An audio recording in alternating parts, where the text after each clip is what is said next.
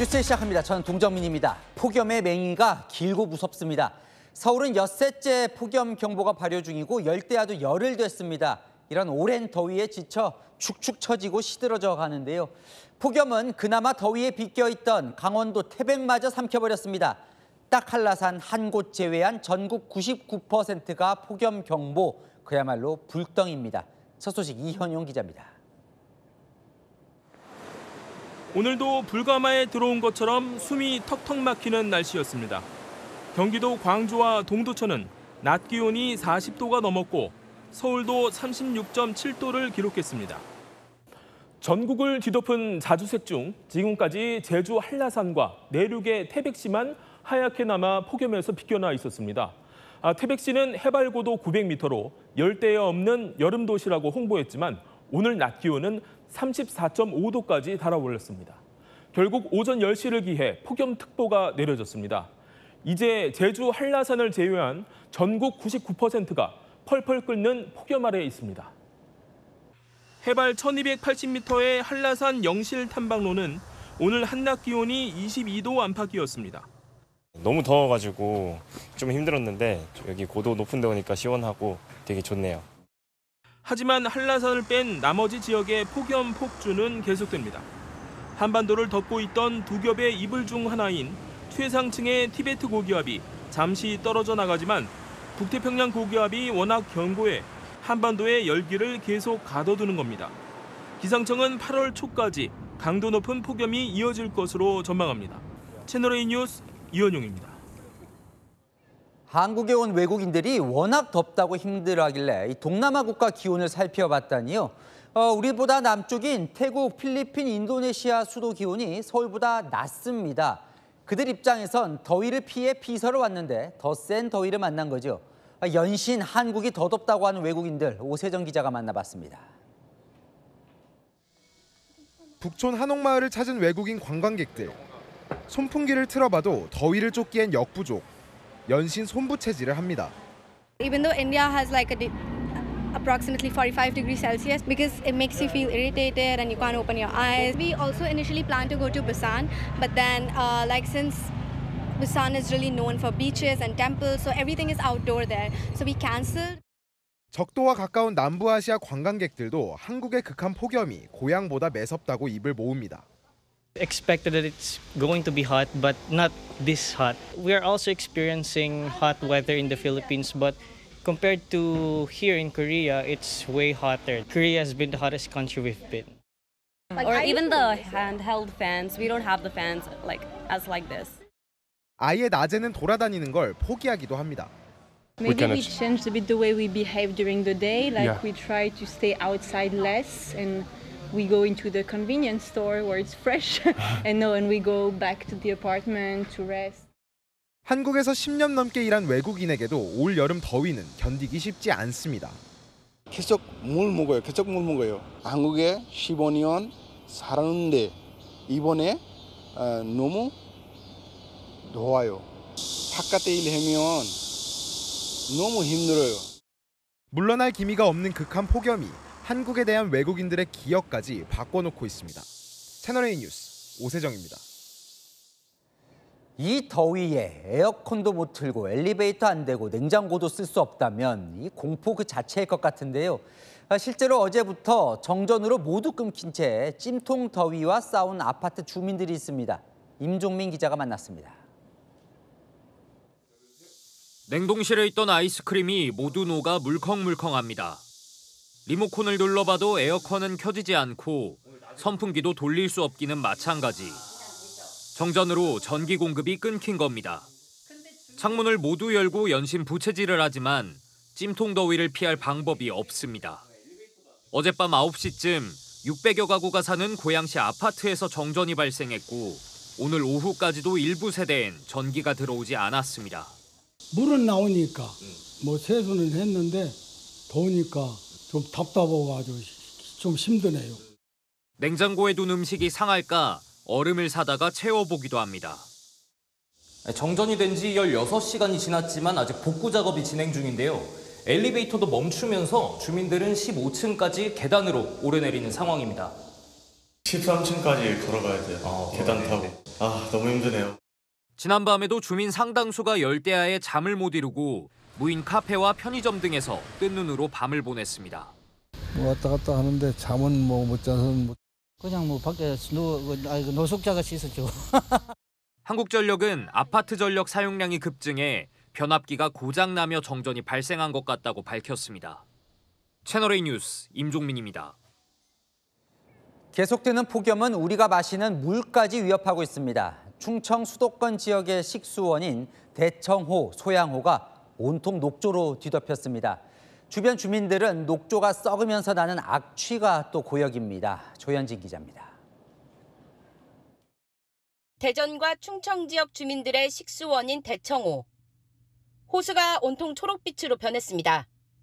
장소로 옮겨봐도 푸른색 물은 볼 수 없습니다. 연이은 폭염에 수온이 상승하자 녹조를 일으키는 남조류가 급속도로 번식한 겁니다. 물속을 살펴봤습니다. 둥둥 떠다니는 녹조에 앞이 제대로 보이지 않습니다. 컵으로 물을 떠보니 녹조가 한가득입니다. 녹조가 썩으면서 풍기는 악취에 주민들은 고통스럽습니다. 구린내 비슷하게 이렇게 냄새가 올라오고 그렇죠. 그리고 관광객들이 와서 보고서는 눈살 찌푸리는 거. 주민들도 볼 때 그게 보기가 안 좋으니까. 소양호에도 녹조가 뒤덮였습니다. 인제대교 상하류 500m 구간이 초록색으로 변했습니다. 소양호 상류의 물은 수도권 시민들 식수원인 한강까지 흘러들어갑니다. 수질 악화 우려에 당국도 대책 마련에 고심하고 있습니다. 녹조 확산 방지를 위해서 차단하는 막을 4중으로 설치할 예정이고요. 물안경설비 지금 한 17대 정도를 투입을 해서 가동할 예정입니다. 극심한 폭염에 우리가 마시는 물에도 비상이 걸렸습니다. 채널A 뉴스 조현진입니다. 최동석 인사혁신처장의 실언 논란은 언제까지 이어질까요? 이런 발언도 나왔습니다. 70이 넘으면 공직에서 물러나야 한다. 그런데 본인도 곧 70입니다. 문재인 전 대통령과 친문 인사들을 향해선 처단해야 한다는 섬뜩한 발언도 추가로 나왔습니다. 인사혁신처 수장인데 혁신이 가능할까요? 최지원 기자입니다. 최동석 인사혁신처장. 이번에는 고령자, 장애인 비하 논란이 제기됐습니다. 대선 다음 날 한 유튜브 방송 발언입니다. 김문수는 나이를 너무 많이 먹었다며 뭘 공직에 기웃거리냐, 70 넘은 사람이 추하다고 말했습니다. 그러면서 저를 포함해 70이 넘으면 공직에서 물러나야 한다고 말합니다. 최 처장은 1956년생, 69세입니다. 장애인 비하 논란도 제기됐습니다. 지난 2014년 출간한 저서에서 너무 많은 공직자들이 정신지체적 인격장애 상태에 빠져 있다는 느낌을 받고 있다고 서술했습니다. 목표의식이 없는 상태를 정신지체장애에 비유한 겁니다. 문재인 전 대통령은 역사의 심판을 받도록 해야 한다며 이낙연 전 총리, 임종석 전 비서실장, 조국 전 대표와 함께 다 처단해야 한다는 발언을 유튜브 방송에서 하기도 했습니다. 최 처장은 오늘 국무회의에 참석해 산업재해 예방책을 언급했지만 인간의 존엄성은 건드릴 수 없다는 이 철학적 배경이 없이는 이 규정만 가지고는 이 문제를 근본적으로 해결할 수 없다는 생각입니다. 야당은 사퇴를 요구했습니다. 하루 이틀 내로 사퇴할 겁니다. 소양과 평소 생각이 언어를 통해서 드러나는 것이거든요. 장애인에 대한 차별 혐오 발언을 한다든지 그 언어의 수준이 너무 낮아요. 채널A 뉴스 최재원입니다. 끝도 없이 나오는 문제의 발언에 최동석 처장이 오늘 사과를 했는데 그 사과도 또 논란입니다. 유명해지고 있어서 죄송하다 이렇게 했거든요. 대체 뭘 사과한 거냐 비판이 쏟아지자 4시간 반 만에 서면으로 또 사과했습니다. 이어서 남영주 기자입니다. 제가 잠깐 간단하게 말씀하시죠. 오늘 국무회의에서 발언권을 자청한 최동석 인사혁신처장. 인사혁신처장 최동석입니다. 요새 유명해지고 있어서 대단히 죄송스럽습니다. 한 줄 사과를 합니다. 대통령 앞에서 유명해지고 있어서 죄송하다고 한 겁니다. 지난주 국회에 출석했을 때도 SNS에 올렸던 글을 인용하며 사과의 말을 아껴왔습니다. 과거 제 글로 상처를 받은 피해자분들께 사과의 말씀드립니다 하는 것을 공식적으로 제 SNS에다가 올렸습니다. 사안의 엄중함을 직시하지 못하고 있다는 비판이 쏟아졌습니다.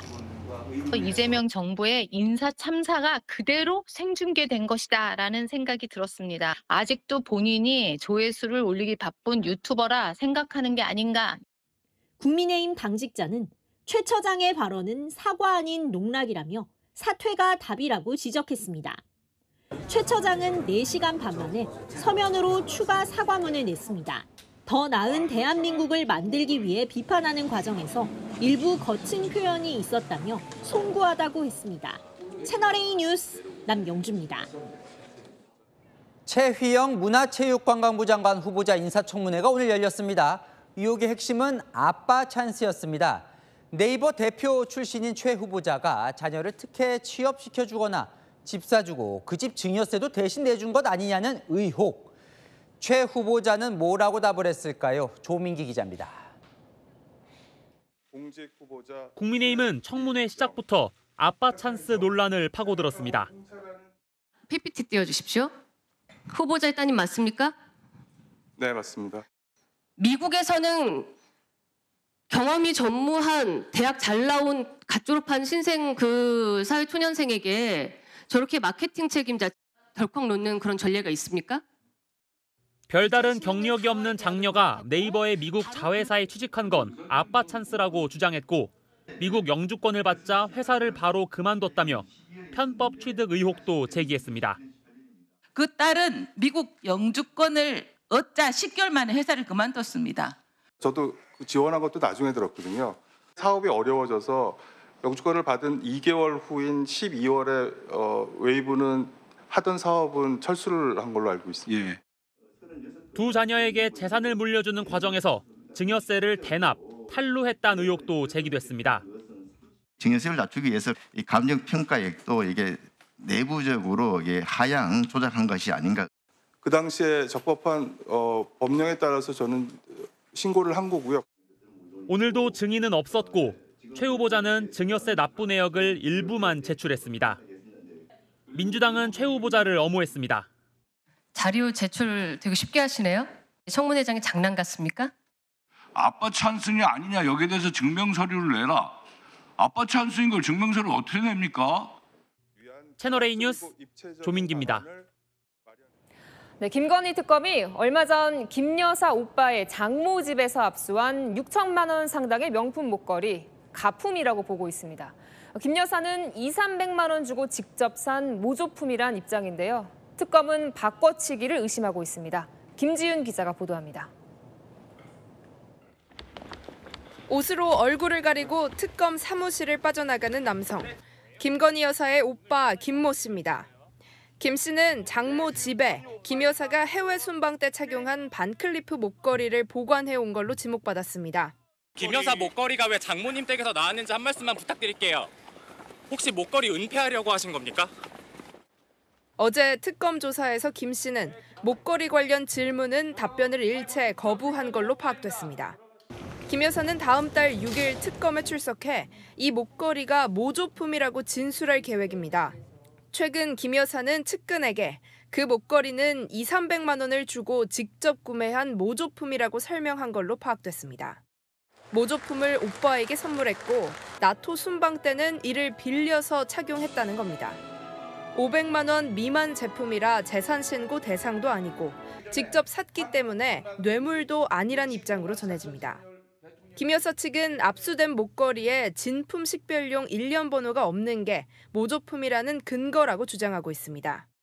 특검도 압수한 목걸이는 가품일 가능성에 무게를 두고 있습니다. 하지만 이 목걸이는 특검 수사에 혼동을 주기 위한 눈속임용이고 순방 때 실제로 착용한 진품 목걸이가 존재했을 가능성을 의심하고 있습니다. 한편 특검은 지난 25일 압수수색 당시 이우환 화백의 그림 한 점도 압수해 김 여사와 관련 있는 그림인지를 확인 중인 걸로 전해졌습니다. 채널A 뉴스 김지윤입니다. 윤석열 전 대통령은 오늘 김건희 특검 출석 예정일이었지만 구치소 밖으로 나오지 않았습니다. 윤 전 대통령 측은 주치의가 실명 위험성을 경고할 정도로 건강 상태가 안 좋다고 주장했는데요. 특검은 내일도 안 나오면 체포할 수 있다고 경고했습니다. 송진섭 기자입니다. 윤석열 전 대통령이 오늘로 예정됐던 김건희 특검의 출석 요구에 응하지 않았습니다. 건강 때문에 조사에 응하기가 어렵다는 이유를 댔습니다. 윤 전 대통령 측은 주치의에게 실명 위험 소견을 받았다면서 글자 크기를 16포인트 이상으로 키우지 않으면 글을 읽지 못하는 수준이라고 전했습니다. 지병인 안과 질환이 있었는데 24시간 조명을 안 끄는 구치소 환경 탓에 상태가 악화됐다는 입장으로 알려졌습니다. 구치소 규정이 엄격해 평소 먹는 약의 절반 정도밖에 복용하지 못한다고도 주장했습니다. 특검은 서울 구치소에서 건강에 이상이 있다는 소식을 들은 바 없다며 내일 바로 나오라고 통보했습니다. 특검은 내일 오전 10시에 출석하라는 출석 요구서를 오늘 오전 서울구치소장에게 다시 송부하였습니다. 특검 측은 윤 전 대통령이 이마저 응하지 않는다면 체포영장 청구 등 강제 수사도 염두에 두고 있다고 공개 경고했습니다. 하지만 윤 전 대통령은 내일 2차 출석 요구에도 응하지 않을 방침으로 전해졌습니다. 채널A 뉴스 송진섭입니다. 북미 대화가 꿈틀댈 조짐을 보이고 있습니다. 북한 김여정이 오늘 북미 정상 간의 관계를 이렇게 언급하자 백악관은 1시간 반 만에 화답했습니다. 김정근 기자입니다. 어제 우리를 향해 마주 앉을 일 없다고 밝힌 김여정 북한 노동당 부부장. 오늘은 미국을 향해 담화문을 냈습니다. 김 부부장은 지금은 2018년이나 2019년이 아니다라며 우리 국가의 핵 보유국 지위와 능력이 근본적으로 달라졌다고 밝혔습니다. 이는 트럼프 일기 당시 두 차례 북미 회담 때와 비교해 자신들의 위상이 달라졌고 스스로를 핵 보유국으로 규정한 겁니다. 특히 비핵화가 목적이라면 그것은 상대방에 대한 우롱이라며 비핵화 협상을 할 뜻이 없음을 재확인했습니다. 그러나 비핵화 목적이 아니라면 대화할 수 있다는 여지를 열어두기도 했습니다. 김 부부장은 북한과 미국 정상의 개인적 관계가 나쁘지 않다거나 새로운 사고를 바탕으로 다른 접촉로를 모색해야 한다고 했는데 전문가들은 대화 재개의 긍정적 신호라고 보고 있습니다. 핵보유국이라는 조건을 만족해준다면 북한은 아마도 이제 군축이라는 선에서 그 딜을 하려고 하지 않을까 싶습니다. 미국도 김 부부장의 담화 발표 약 1시간 반 만에 곧바로 화답했습니다. 백악관은 로이터 등 외신들의 질의에 도널드 트럼프 미국 대통령은 완전히 비핵화된 북한을 이뤄내기 위해 김정은과 소통하는 데 여전히 열려 있다고 밝혔습니다. 다만 비핵화를 강조했다는 점에서 북한과 시각차를 보였습니다. 우리 정부는 북미 회담 재개를 위한 여건을 만들어 나가겠다고 밝혔습니다. 채널A 뉴스 김정근입니다. 자, 남북 관계도 볼까요? 개선 의지를 드러내고 있는 이재명 정부. 김여정의 이 발언을 한국에게 대화의 조건을 제시한 걸로 보고 있습니다. 한미연합훈련 언급이 남북관계 개선의 조건으로 보고 조정도 검토 중입니다. 홍지은 기자입니다. 대통령실은 김여정 북한 노동당 부부장 담화 발표 4시간 만에 입장문을 냈습니다. 한미는 북한과 대화에 열려있는 입장을 일관되게 밝혔다며 북미 회담 재개를 촉진하는 여건을 만들어 나가겠다고 했습니다. 이례적으로 김여정 부부장이 이틀 연속 입장 및 담화를 낸 거 아닙니까? 이재명 정부는 안 싸우는 것 이상으로 싸울 필요조차 없는 안전한 한반도를 만들고자 하는 것이.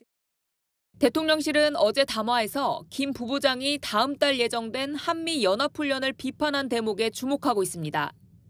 형식은 비판이지만 속내는 대화 조건이라는 분석입니다. 오늘 열린 NSC 실무조정회의에서도 한미연합훈련 조정 문제가 논의된 것으로 전해졌습니다. 대통령실 핵심 관계자는 2018년 한미연합훈련을 조정한 사례가 있어 불가능한 건 아닐 것이라며 가능성을 열어놨습니다. 당시 문재인 정부는 북측의 요청으로 한미 연합훈련을 유예했고 북한이 호응하며 김여정 부부장 방한과 남북 북미 정상회담으로 이어졌습니다.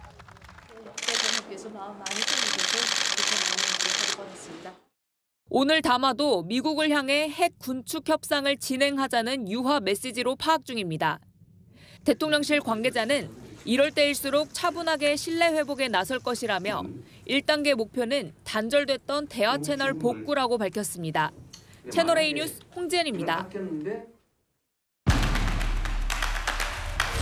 네, 아는 기자, 외교안보 국제부 김유진 차장 나왔습니다. 자, 한미 연합훈련이 이슈로 급부상했어요. 네, 김여정 북한 노동당 부부장이 어제 조선중앙통신을 통해 낸 담화에서 한미 연합훈련을 콕 집어서 침략적 성격의 대규모 합동 군사연습이라면서 불만을 제기했습니다. 정동영 통일부 장관, 당장 한미가 다음 달 18일부터 열흘 동안 을지 자유의 방패 훈련에 돌입하는데요. 김 부부장 담화에 호응해서 훈련 축소 또는 연기 필요성을 거론한 겁니다. 이재명 정부 서두르지 않겠다고는 하지만 취임 후에 대북 확성기 끄고 대북 전단 살포를 중단하면서 남북관계 재개를 추진 중이죠. 한미 연합훈련을 고리로 남북관계 재개 동력을 살릴 수 있을지 살피는 모습입니다. 자, 그런데 앞서 보도 봤더니 이 한미 연합훈련이 진짜 그렇게 남북관계 중요한 거예요? 오래전부터 한미훈련이 중단되면 남북관계가 시작되는 흐름이 이어져 왔습니다. 가깝게는 2017년 12월 당시 문재인 정부가 미국과의 협의를 거쳐서 2018년 3월에 예정됐던 한미연합훈련을 4월로 연기했는데 2018년 2월에 김 부부장이 평창 동계올림픽 개막식에 왔었고 그 외 4월, 5월, 9월 남북 정상회담이 열렸습니다. 그보다 앞서 1992년 3월 한미가 팀 스피릿 훈련을 중단하자 북한이 12월 남북 고위급 회담에 응한 적이 있습니다. 근데 뭐길래 북한이 이렇게 연합훈련, 한미 훈련을 싫어하는 거예요? 탈북자들 증언을 들어보니까요. 훈련이 시작되면 북한 군에는 전시 상황에 준하는 비상사태가 선포됩니다. 모든 북한군이 참호시설에 들어가서 열흘이든 보름이든 전시태세를 유지해야 하고요. 훈련 과정에서 미 공군 전투기가 때때로 38선을 넘기도 한다고 전해지거든요. 적군의 전투기가 북한 상공에 뜨면 북한 전투기도 같이 떠야 하는 등 북한 입장에선 상당히 견디기 힘든 상황이 이어지는 거죠. 어쨌건 북한이 얘기를 했어요. 근데 실제로 이 훈련이 연기될 수도 있는 거예요? 쉽지 않습니다. 현재 3주도 남지 않았고 훈련 시나리오도 다 정해져 있는데 이걸 조정하려면 미국과 협의를 해야 됩니다. 여권 관계자는 미국의 동의 없이 대통령실이 선뜻 나서기 어려운 주제라고 말했습니다. 물론 물밑에서 사전 협상이 이루어질 가능성은 열려 있습니다. 하지만 한미연합훈련은 한미동맹의 핵심 요소인데 아직 관세 협상도 진행 중인 상황에서 이재명 정부의 부담인 건 사실입니다. 김여정의 이제 이틀 연속 발언이 지금 이제 논란 화제가 되고 있는 건데 오늘 한 얘기 중에 미국의 비핵화 얘기를 하지도 말라. 이거 어떻게 받아들여야 됩니까? 김 부부장은 미국의 비핵화는 상대방에 대한 우롱이라고 했습니다. 대통령실 고위 관계자는 김여정이 한미에 대화의 조건을 던졌다고 평가했습니다. 한국에는 한미 연합훈련 중단을 요구하면서 미국이 비핵화 내려놓기 전에는 대화에 안 나선다. 이걸 분명히 한 거죠. 이런 얘기는 마지막으로 에이펙 때 김정은, 트럼프 이렇게 해서 만날 가능성이 있어 보여요? 대통령실은 김정은에게 초대장도 안 보냈다 이렇게 얘기를 하는데 정동영 통일부 장관은 김정은을 에이펙에 초청할 수 있는 환경을 조성하겠다고 했죠. 기억하시듯이 트럼프 대통령은 2019년 6월 판문점에 올 때 하루 전날 SNS에 글 하나 올리고 왔었습니다. 에이펙 정상회의가 앞으로 3개월 남았는데 모든 가능성은 열려 있다고 봐야 할 것 같습니다. 네, 지금까지 아는 기자 김유진 차장이었습니다. 자, 오늘부터 매주 국무회의 때 이재명 대통령과 국무회의 간 토론 과정이 일부 생중계가 됩니다. 자, 오늘 산업재해 사망 사고를 작심하고 들고 나온 이재명 대통령. 산재 기업은 주가를 폭락하게 하고 징벌적 배상을 시키고 면허를 취소해야 한다는 등 강도 높은 발언을 쏟아냈습니다. 이상훈 기자입니다.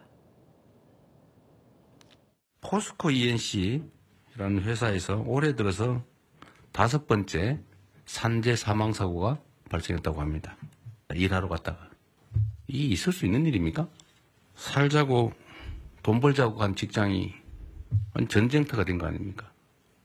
이재명 대통령은 국무회의에서 산업재해 사망 사고가 잇따르고 있는 건설사를 콕 집었습니다. 아주 심하게 얘기하면 법률적 용어로 미필적 고의에 의한 살인 아닙니까? 장관들 한 명 한 명에게 대책을 요구합니다. 첫 대상자는 김영훈 고용노동부 장관이었습니다. 단속은 나가고 있어요?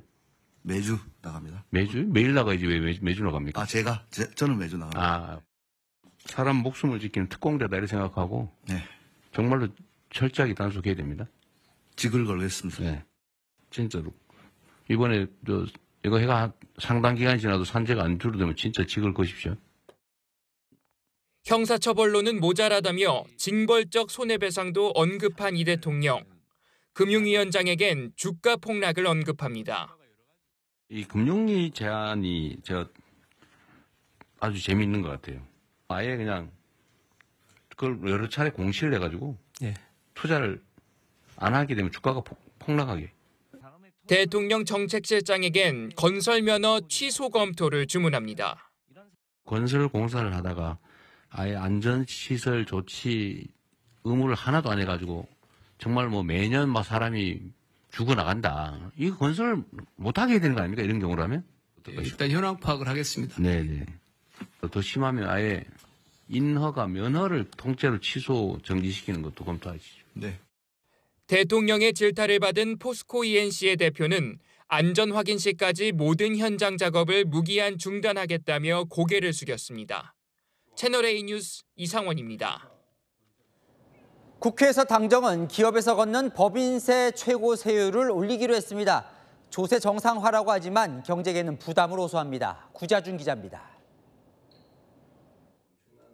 더불어민주당과 정부가 윤석열 정부에서 24%로 낮췄던 법인세 최고 세율을 다시 25%로 올리기로 했습니다.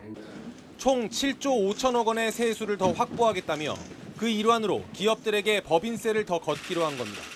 법인세 인하와 기업의 투자가 직접적으로 연결되지는 않는다. 2022년 시기로 정상화하는 거다. 민주당은 증세가 아니라 전임 정부의 부자 감세 기조를 되돌리는 조세 정상화라고 규정했습니다. 세수 파탄과 재정위기, 조세 정상화로 바로잡겠습니다. 당의 TF를 구성해 추가 세금 확보 방안도 검토하기로 했습니다.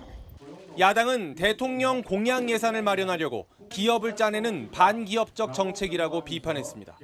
민생지원금을 지급하려고 가뜩이나 힘든 기업 목에 빨대를 꽂는 민낯을 드러내고 있는 것입니다.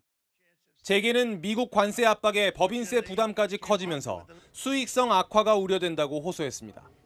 채널A 뉴스 구자준입니다. 일명 노란봉투법이 국회 상임위원회를 통과했습니다. 기업들은 우려를 쏟아내지만 민노총 위원장 출신의 김영훈 고용노동부 장관은 이게 진짜 성장법이라고 했습니다. 황민경 기자입니다. 어제 국회 환노위에서는 더불어민주당 단독으로 노란봉투법이 통과됐습니다.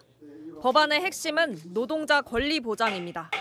사용자, 즉 노동자를 고용한 기업의 범위를 확대해 하청 노동자도 원청 기업과 직접 교섭이 가능합니다.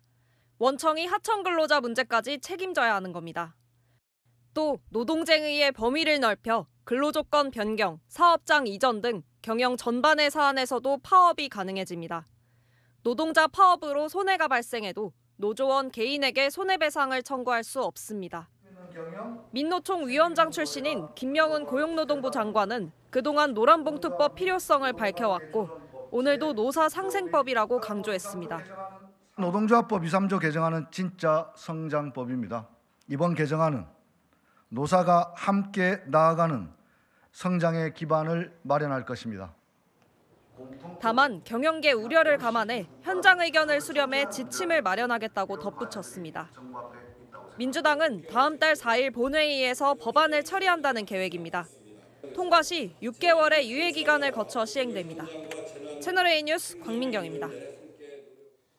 이 노란봉투법 통과에 우리 경제계는 우려를 넘어 참담한 심정이라고 했습니다. 한국에 나와 있는 외국계 기업들까지 한국에서 철수할 수 있다 심각하게 받아들이는 분위기입니다. 김태우 기자입니다. 정부의 노란봉투법 제정 추진에 주한 유럽상공회의소가 강하게 반발하고 있습니다. 최악의 경우 한국 시장 철수의 원인이 된다고 경고했습니다. 모호하고 확대된 사용자 정의는 기업인들을 잠재적인 범죄자로 만들고 경영활동을 위축시킬 수 있다는 지적입니다. 특히 교섭 상대가 불분명한 상황에서 교섭을 거부했다는 이유로 형사처벌 위험에 직면하면 기업들은 한국 시장에서 철수할 수 있다고 밝혔습니다. 법적 부담에 따른 경영활동 제약이 걱정된다는 겁니다. 유럽 상위 관계자는 최근 추진되고 있는 법안이 영향을 끼쳐 투자를 받지 못할까 봐 굉장히 민감하다고 설명했습니다. 특히 노조법 2조의 사용자 정의가 모호해 책임 범위가 확장되는 것 아니냐는 문의가 쏟아지고 있다고도 덧붙였습니다. 미국과 독일의 주한상공회의소도 공식 입장을 준비하는 등 노란봉투법 여파가 글로벌 기업으로 확대될 가능성도 배제할 수 없습니다. 미국 상공회의소는 노조가 무분별하게 노동쟁의를 할 가능성이 크다고 우려했습니다. 국내 경제계도 긴급 성명문을 통해 강하게 반발했습니다. 여당 주도로 노조법 개정안이 단독 처리돼 우려를 넘어 참담한 신정이라고 토로했습니다. 경제 8단체는 공동 입장문에 국회가 기업 활동을 옥죄는 규제 입법을 연이어 쏟아내는 건 기업들에게 극도의 혼란을 초래할 수 있다고 비판했습니다. 관세가 불투명한 상황에서 자승자박하는 것은 아닌지 안타깝다는 지적입니다. 경제단체와 13개 업종단체는 내일 기자회견을 열어 노조법 개정 중지를 촉구할 계획입니다. 채널A 뉴스 김태우입니다. 미국 상호관세 발효가 딱 사흘 남았습니다. 우리 장관들 미국 현지로 날아가 막판 총력전을 펴고 있는데 기업 총수들도 팔을 걷어붙였습니다. 이재용 삼성전자 회장, 김동관 하나그룹 부회장이 워싱턴행 비행기에 올랐습니다. 여인성 기자입니다. 오늘 오후 3시 50분 이재용 삼성전자 회장이 미국 워싱턴으로 출국했습니다. 삼성전자 측은 비즈니스를 위한 출장이라고 밝혔지만 미국과의 무역 협상에 힘을 보태기 위한 출국이라는 해석이 나옵니다. 2주 뒤 반도체 관세를 발표하겠다고 밝힌 미국. 우리 측 협상 카드로 미국 내 반도체 투자 확대와 AI 반도체 기술 협력을 제한할 가능성이 점쳐집니다. 앞서 삼성은 테슬라와 22조 7천억 원, 역대 최대 규모의 반도체 위탁 생산 계약을 맺었습니다. 미국 현지 반도체 생산 거점을 위해 약 54조 원 이상의 투자도 하고 있습니다. 김동관 하나그룹 부회장도 관세 협상을 지원하기 위해 어제 미국행 비행기에 오른 것으로 전해집니다. 우리 정부가 미국에 제안한 수십조 원 규모의 조선 협력, 이른바 마스가 프로젝트를 지원하기 위한 것으로 해석됩니다. 트럼프 대통령의 최대 관심사인 미국 조선업 재건에 한국이 핵심 파트너가 될 수 있다는 점을 강조할 것으로 점쳐집니다. 한화오션은 미국 해군 함정 유지보수 사업을 3차례 수주했고 1억 달러를 투자해 미국 필리조선소를 인수하기도 했습니다. 채널A 뉴스 여인선입니다. 대낮에 이런 일이 잇따라 벌어진다는 게 참 믿기질 않습니다. 어제 오늘 스토킹하던 여성을 향해 흉기를 휘두르는 사건이 연달아 벌어졌습니다. 한 명은 의식이 없는 상태고 다른 한 명은 끝내 숨졌습니다. 허준원 기자입니다. 병원 주차장을 서둘러 빠져나가는 차량. 주변에 있던 사람들이 차 앞을 막아섭니다. 소화기로 앞유리를 내려쳐 부수고 끝까지 매달려 차량을 저지합니다. 이 차에 타고 있던 운전자는 30대 A씨. 알고 지내던 여성에게 흉기를 휘두른 뒤 도주하던 중이었습니다. 시민들이 차량에 달려들어 막은 덕에 남성은 현장에서 경찰에 붙잡혔습니다. 일단은 이 사람을 잡아야 된다. 잡고 이 다친 여자분을 일단은 병원을 빨리 후송을 시켜야만이 된다는.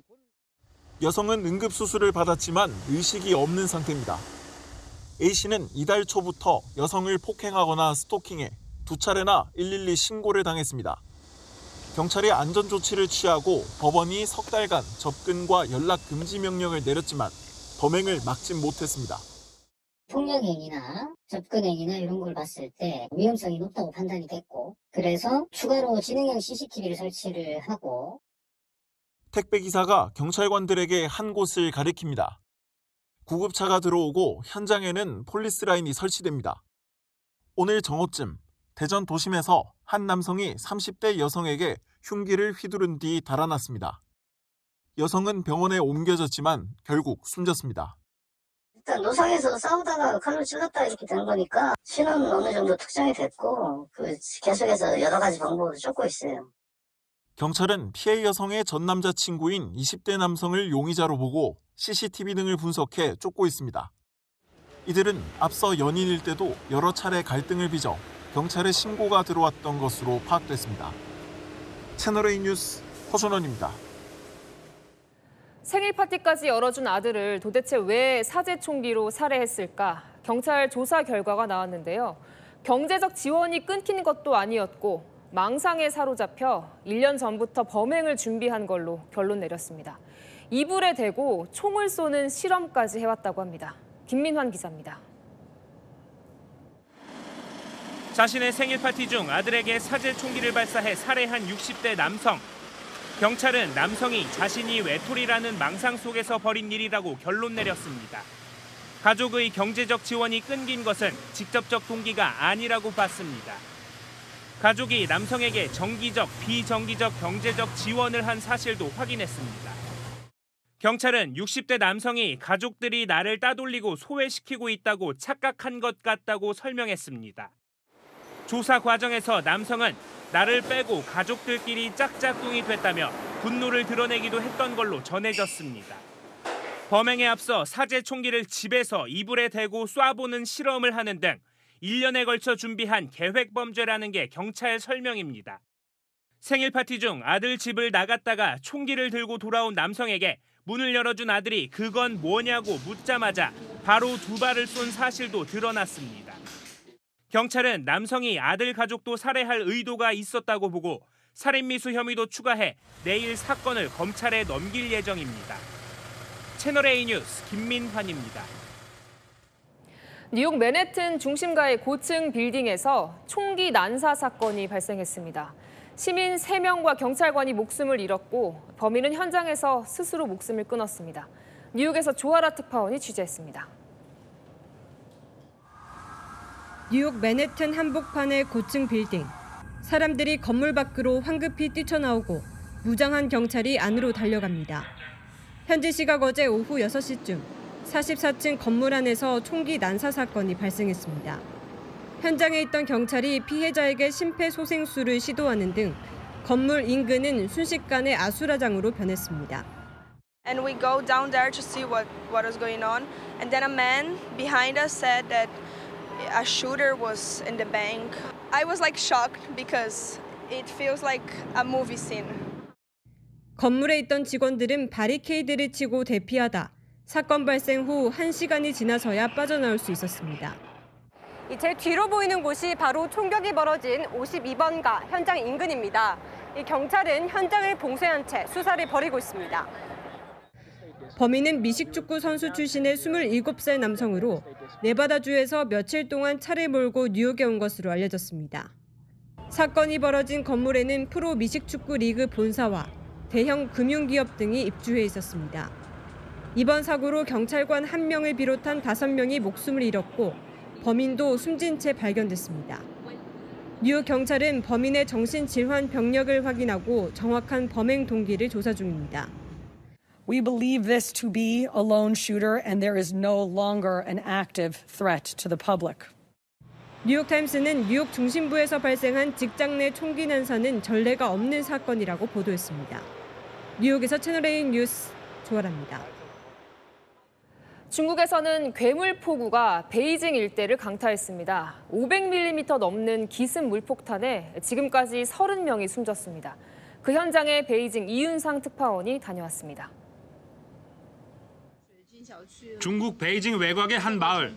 아파트 1층 테라스 높이까지 차오른 물이 빠르게 흐릅니다. 지상 주차장에 있던 차량들은 속수무책으로 떠내려갑니다.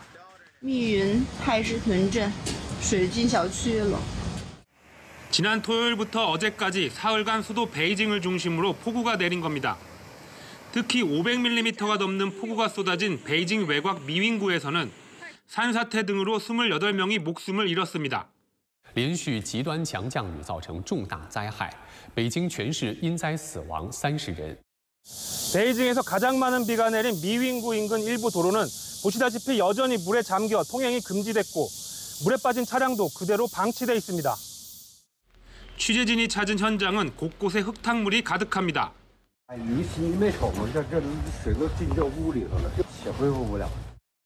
도로엔 산사태가 나면서 밀려온 토사와 뿌리째 뽑힌 나무들이 가득하고 급류에 휩쓸린 차량들은 형체를 알아볼 수 없을 정도로 파손된 채 널브러져 있습니다. 허베이성과 산시성, 윈난성 등 베이징 이외의 지역에서도 폭우로 인한 산사태에 10명이 숨지고 21명이 실종되는 등 피해가 잇따랐습니다. 중국 기상당국은 제8호 태풍 꼬마이가 내일 오후 상륙할 것으로 보인다며 중국 남부 지역에서도 비 피해가 발생할 수 있다고 우려했습니다. 베이징에서 채널A 뉴스 이윤상입니다. 남동부 유럽이 폭염에 산불까지 겹치며 신음하고 있는데요. 불가리아에서 풀숲에 불을 붙이는 방화범의 모습이 CCTV에 그대로 찍혔습니다. 장하연 기자입니다. 현지 시각 27일 새벽 반바지 차림의 남성 2명이 산책로에 들어섭니다. 한 남성이 풀숲으로 가 불을 붙여보지만 실패합니다. 조금 더 앞으로 이동해 다시 불을 붙여보고 시뻘건 불길이 순식간에 번지자 유유히 사라집니다. 3분 뒤 다시 나타나 나뭇가지를 흔들며 불길을 키웁니다. 불가리아 정부가 현지 시각 어제 공개한 방화범의 모습이 담긴 CCTV 영상입니다. 이들의 방화로 불가리아 북동부 벨리코 터르노브에는 산불이 났습니다. 고온 건조한 날씨에 강풍까지 겹치면서 불가리아 전역 260여 곳에 산불이 발생한 가운데 불가리아 당국은 화재 피해 면적이 축구장 약 9천 개에 달하는 6,475만 제곱미터에 이른다고 밝혔습니다. 흰 옷을 입은 남성에게 여러 명이 동시에 달려들어 발길질하고 무차별 폭행을 가합니다. 주변 사람들은 말리기는커녕 소리를 지르며 폭행을 부추깁니다.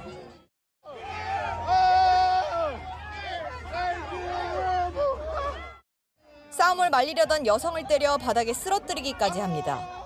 이 여성은 정신을 잃은 채 움직이지 않습니다.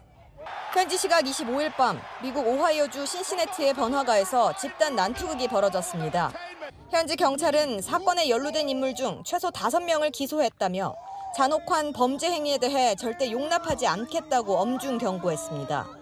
당시 현장에 있던 100여 명 중 경찰에 신고한 사람은 단 1명인 것으로 알려진 가운데 현지 언론들은 싸움을 말리지 않고 촬영에만 열중한 사람들 역시 비판받아야 한다고 지적했습니다. 채널A 뉴스 장하연입니다. 트럼프 미국 대통령의 골프 사랑 유명하죠. 골프장 전용 방탄 차량 일명 골프포스1이 필드의 모습을 드러냈습니다. 문예빈 기자가 보도합니다. 도널드 트럼프 미국 대통령이 스코틀랜드에서 골프를 즐기는 시간. 코스 한켠엔 카트와 비슷한 크기의 검은색 차량 한 대가 서 있습니다.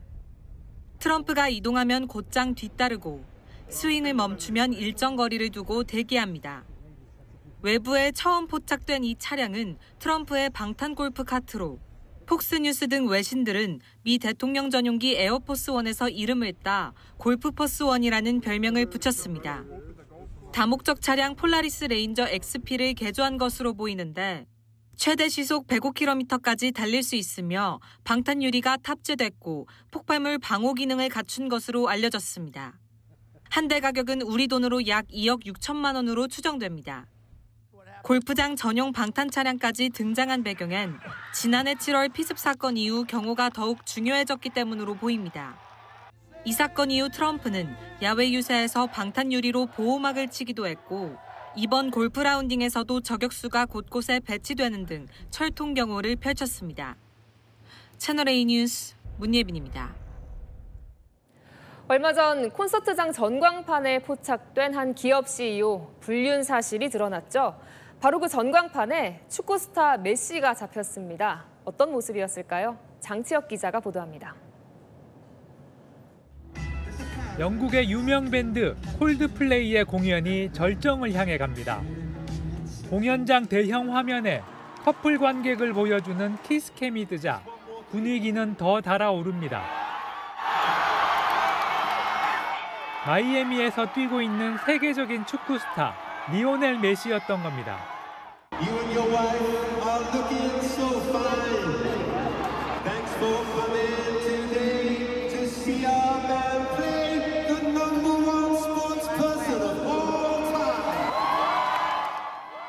부인과 아이까지 온 가족이 공연장을 찾은 건데 콘서트 현장의 팬들로 열띤 환호를 보냅니다. 메시의 등장이 화제가 된 건 바로 2주 전 사건 때문입니다. 콜드플레이의 보스턴 공연 때도 키스캠은 세계적인 유명세를 탔습니다. 불륜 커플의 당황스러워하는 모습이 화면에 그대로 잡힌 겁니다. 뜻하지 않게 두 사람의 관계가 전 세계에 공개되자 온갖 패러디까지 등장할 정도였습니다. 같은 회사에 다녔던 두 사람은 결국 직장을 떠나야 했습니다. 어제 메시의 등장으로 키스캠이 포착한 상반된 두 커플의 모습이 다시 한번 회자되고 있습니다. 채널A 뉴스 장치혁입니다. 북한이 해변을 메운 파라솔 아래 여유를 즐기는 북한 주민들 모습을 공개하며 원산 갈마지구 홍보에 열을 올리고 있는데요.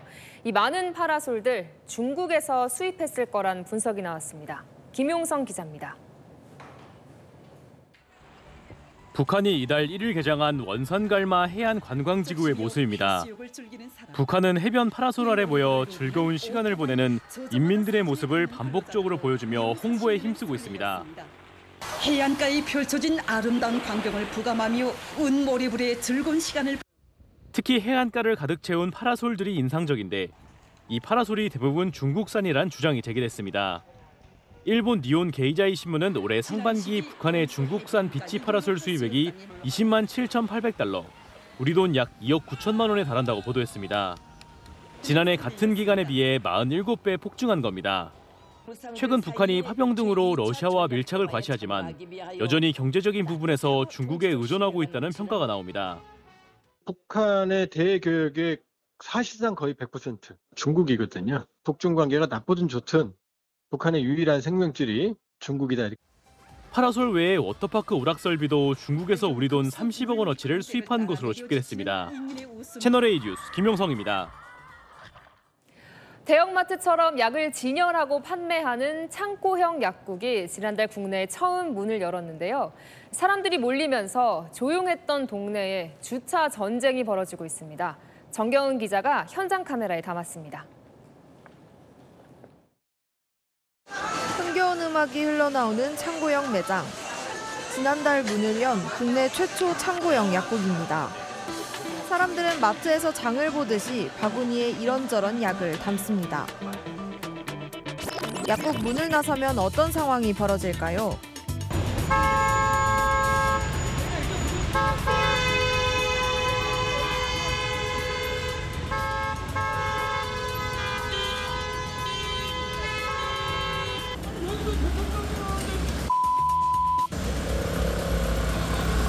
약국 방문을 위해 편도 2차로 가운데 절반을 차지하며 꼬리를 문 차량.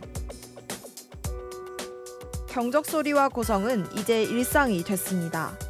아기가 있는데 저 크락сон 소리하고 호루라기 소리 때문에 막 울고 막 그랬어요. 모든 문제의 시작은 주차입니다. 약국이 소화할 수 있는 주차 공간은 31대. 결국 불법 주차가 벌어지는 겁니다. 아기가 아파가지고 차를 빼야 되는데 앞에 불법 주차를 해놓은 거예요.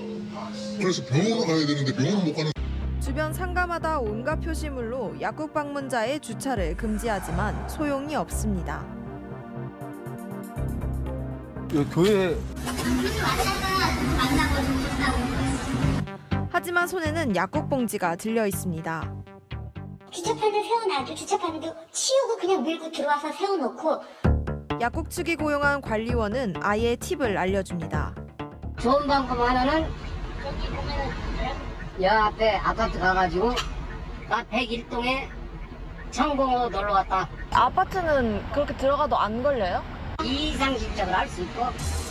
약국에서 나온 사람들이 인근 아파트 주차장으로 가는 이유입니다. 가장 가까운 지하철역이 차량으로도 15분 거리다 보니 사실상 차를 가져올 수밖에 없습니다. 저희가 그런 노력을 하고 주차장 부지도 계속 찾고 있으니까 좀 더 개선이 될 수 있다고. 건강을 책임지는 든든한 연결고리가 되겠다며 문을 연 창고형 약국. 오픈런까지 벌어지며 인기지만 약국 문 밖은 각종 시비로 덧나고 있습니다. 아니 말이 안 되는 걸 얘기하시잖아요 지금. 아니 그럼 계속만 오늘 내고 살라는 얘기들이. 고민을 하다가 지켰는데 그 법칙금을 내달라고 하시니까.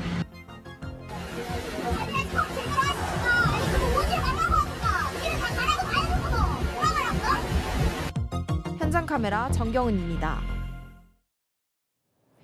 네, 서울 도심에 위치한 서소문 고가차도 59년이나 돼 안전 문제로 철거하기로 했는데요. 이곳을 다니는 차량이 하루 평균 4만 대여서 시청 앞까지 교통체증 우려가 나옵니다. 김승희 기자입니다. 1966년 준공돼 59년간 서울시청과 충정로를 이어온 서소문 고가차도입니다. 하지만 이제 수명을 다해 서울시가 철거 작업에 돌입합니다. 정비안전 진단을 했는데 D등급 판정이 되었습니다. 21년 6월에 철도 구간에 콘크리트 탈락, 그리고 24년 11월에 차량 통과 구간에 콘크리트 탈락이 있어서 고가도로 아래로 와봤는데요. 이 안전사고를 막기 위해 설치한 그물망 위로 이 고가도로에서 떨어져 나온 콘크리트 조각들이 보입니다. 다음 달 17일 시청에서 충정로 방향의 1개 차로를 시작으로 9월 21일부터 4개 차로가 모두 폐쇄됩니다. 운전자들은 충정로와 세문안로, 중림로와 청파로 등의 우회로를 이용해야 합니다. 고가차도로 다니던 43개의 버스 노선도 조정됩니다. 경기버스는 독립문역과 사직로 등으로 우회하고 인천버스는 홍대 입구역에서 인천으로 돌아갑니다. 서울 시내버스는 고가를 피해가는 우회로로 운행됩니다. 상당히 많이 막힐 것이 예상이 됩니다. 시민 여러분들의 적극적인 협조가 필요합니다. 시는 내년 5월까지 철거 공사를 마친 후 2028년 2월까지 새로운 고가 도로 공사를 완료할 계획입니다. 채널A 뉴스 김승희입니다. 네, 푹푹 찌는 폭염도 모자라 전국에 오존주의보까지 내려졌습니다. 오존, 한마디로 도심 속 유해가스인데요. 심하면 호흡 장애를 일으킬 수도 있습니다. 김재혁 기자입니다. 내리쬐는 햇볕에 한낮엔 조금만 걸어도 숨이 턱턱 막힙니다. 그런데 전광판에 오존주의보가 발령됐다며 노약자는 실외 활동을 삼가달란 문구가 뜹니다. 오늘 제주를 제외한 전국 오존 농도가 나쁨 이상, 서울과 경기 남부는 매우 나쁨 수준을 보였습니다. 오존은 도심 속 유해가스로 불립니다. 강렬한 햇빛의 자외선이 자동차 배기가스 등의 질소 산화물을 분해합니다. 여기에 공기 중 산소와 결합하고 휘발성 유기화합물까지 더해져 고농도 오존이 계속 축적되는 겁니다. 도심 속 오존은 호흡기와 눈을 자극해 염증을 일으키고 심하면 호흡 장애까지 초래할 수 있습니다. 햇살이 강한 오후 2시부터 4시 사이의 오존 농도가 하루 중 가장 짙습니다. 하지만 오존은 입자인 미세먼지와는 달리 기체라서 이 마스크로는 걸러낼 수가 없습니다. 될 수 있으면 밖으로 나오지 않는 게 최선입니다. 맑은 하늘 아래 폭염이 이어지면서 내일도 전국이 오존 나쁨 수준, 서울과 경기 남부는 매우 나쁨을 보이겠습니다. 채널A 뉴스 김재혁입니다. 열대야에 잠 못 이루고 뒤척이는 분들 많죠. 어떻게 해야 꿀잠 잘 수 있는지 김동아 기자가 알아봤습니다. 한낮에 열기가 남아 잠 못 이루는 요즘. 시민들은 얼음물까지 동원해 열을 식힙니다. 침대가 듬뿍 젖을 정도로 땀을 많이 흘려서 찬물 샤워를 하고 나서 얼음물을 계속 마시는 편이에요. 잠을 계속 뒤척이고 자다 깨고. 찬물 샤워 등으로 몸의 온도를 급격히 낮추는 일, 숙면에 도움이 될까요? 찬물 샤워를 하고 나왔습니다. 더우니까 에어컨과 서큘레이터도 켜고 잠을 청해볼까 합니다. 보통 깊은 잠에 든 사람의 뇌파는 파형의 폭이 넓고 연한 색을 띱니다. 하지만 기자의 뇌파는 파형이 좁고 진한 색을 띱니다. 수면 상태로 진입하지 못하고 있는 겁니다. 찬물 샤워를 하면 당장은 시원하지만 혈관이 수축하면서 몸에 열이 빠져나가지 못합니다. 수면 호르몬 멜라토닌은 체온이 떨어질 때 분비되는데 몸속에 열이 못 빠져나가니 호르몬 분비가 잘 되지 않는 겁니다. 목이 마를 때 시원한 바닷물 먹으면 당장은 어때요? 갈증 해소되는 것 같지만 몇 시간 뒤면 오히려 소금기가 몸에서 돌면서 갈증이 더. 에어컨 온도를 25도 이하로 낮추는 게 깊은 수면을 방해하는 것도 같은 논리입니다. 전문가는 에어컨 온도는 26도로 2시간에서 4시간 정도 예약을 하고 잠을 자는 게 수면에 좋다고 조언합니다. 채널A 뉴스 김동아입니다. 성혜랑 기자와 열왕야랑 시작합니다. 첫 번째 주제 보겠습니다. 자, 대통령이 국방부 장관한테 뭘 잡으라고 한 거예요? 네, 바로 기강입니다. 안규백 국방부 장관이 취임 후 첫 국무회의에 참석했는데요. 인사말이 끝나기가 무섭게 이 대통령 한마디 했습니다. 12.3 불법 계엄으로 인해서 현재 우리 군은 민심이 흩어져 있습니다. 민심을 바로잡고 국방일보에 장관님 취임사를 편집을 해가지고 주요 핵심 메시지를 빼버렸다 그러던데 기강을 잘 잡으셔야 될 것 같습니다. 심각합니다. 자, 이 군인들 이렇게 보는 게 국방일보 기관지인데 대체 뭐가 빠졌다고 대통령이 기강까지 잡으래요? 안 장관이 취임사에서 강조했던 이 발언이 빠졌다는 겁니다. 오늘을 기점으로 우리 국방부와 군은 비상계엄의 도구로 소모된 과거와 단절하고 어제자 국방일보 일면인데요. 취임사를 소개하면서 비상계엄은 빼고 첨단강군, 전략동맹 등 다른 부분만 인용이 됐습니다. 그러니까 기강을 잡으라고 한 건 내부에 뭔가 문제가 있다고 보나 보죠. 네, 국방일보를 책임지는 발행인이 최일 국방홍보원장인데요. 윤석열 캠프 출신입니다. 편향 논란이 불거지면서 최근 국방부가 감사를 시작했고 이번 사안도 들여다볼 방침입니다. 이 대통령실 관계자는 기관장 취임사를 마음대로 편집한 건 엄청난 공직기강 회의라고 저희에게 말했습니다. 네, 다음 주에 보겠습니다. 자, 오랜만에 보는 두 사람인데 인연이 많죠? 무슨 일이 있었어요? 네, 한때 홍준표 퀴즈로 불렸던 배현진 의원, 어제 SNS에서 누군가를 저격했습니다. 내 차례가 올까 하는 흑심에 몇 년간 입을 닫고 이제와 비방에 열올리는 노회한 영혼이라면서요. 그 노회한 영혼, 최근 신천지 의혹을 제기한 홍준표 전 시장을 겨냥했다는 해석이 지배적입니다.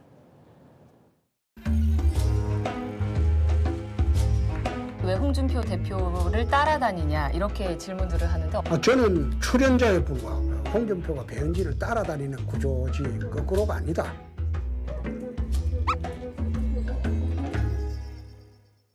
요즘 배 의원은 한동훈 전 대표와 가까이 좀 많이 보인 것 같은데요. 네, 맞습니다. 이 홍 전 시장도 이 배 의원이 한동훈 라인으로 간 거냐는 지지자의 물음에 유감이라는 두 글자로 답을 대신했죠. 배 의원 홍 전 시장과 갈라진 계기를 이렇게 말했습니다.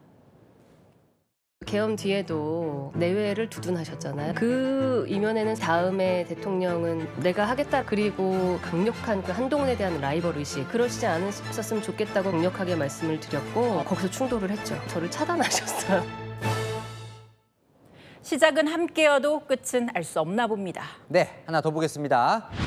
자, 김윤덕 국토부 장관 후보자 청문회 있었는데 무슨 테스트예요? 네, 국민의힘 의원들이 국토부 장관이 알아야 할 기본 지식을 물었는데요. 이 집값부터 교통정책까지 총괄하는 장관 후보자 테스트를 통과했을까요?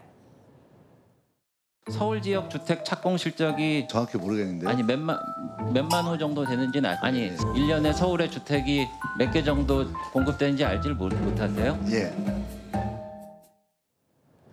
배 의원 지금부터 배우라면서 26,000호 정도 된다고 설명했습니다. 네, 국토부 장관 할 사람이면 서울 주택 수는 좀 알면 좋겠네요. 네, 김 후보자 지난 4년간 이 국토위에 예전에도 있었고요. 또 지난 대선 때는 당 주거복지특위 위원장도 지냈습니다. 그 전문성 때문에 지명됐을 텐데요. 테스트 성적은 그리 좋지 못했습니다. 강남과 마용성에서 신규 아파트 30평형대의 평균적인 가격을 아십니까? 제도는 잘 모르겠는데 평균 20억이 넘습니다. 청년들이 제일 많이 의지하는 것이 생애 첫 디딤돌 대출입니다. 얼마까지 되는지 아세요? 구체적인 수치는 후보자님 이 정도는 좀 알고 오셨으면 합니다. 네. 그저 웃어 넘기기엔 국토부 장관 챙겨야 할 것이 많은 자리죠. 네, 지금까지 열왕야랑이었습니다. 오늘 고산지대 태백에도 폭염특보가 내려졌습니다. 현재 우리나라가 얼마나 뜨겁게 달궈졌는지 알 수 있는데요. 이제 한라산을 제외한 전국 99% 지역에 폭염특보 발효 중이고요. 서울은 엿새째 폭염경보가 이어집니다. 한반도의 열기가 좀처럼 빠져나가지 못하면서 폭염이 장기화할 전망입니다. 주말까지 36도 안팎의 극한 더위가 이어지고 최저기온도 27도를 웃돌겠습니다. 중복인 내일 삼복더위보다 더한 삼는 더위가 계속됩니다. 밤 최저기온 서울과 인천 28도고요. 체감 30도 이상으로 초열대야 수준입니다. 한낮에는 서울 36도, 대전은 무려 38도까지 지속했습니다. 내일 오후 중북부에 소나기가 내리지만 더위를 식히기는커녕 습도만 높이겠습니다. 이쯤 되면 시원한 비 소식이 간절한데요. 아쉽게도 아직은 별다른 비 예보 나와 있지 않습니다. 날씨였습니다. 뉴스에 마칩니다. 시청해주셔서 감사합니다.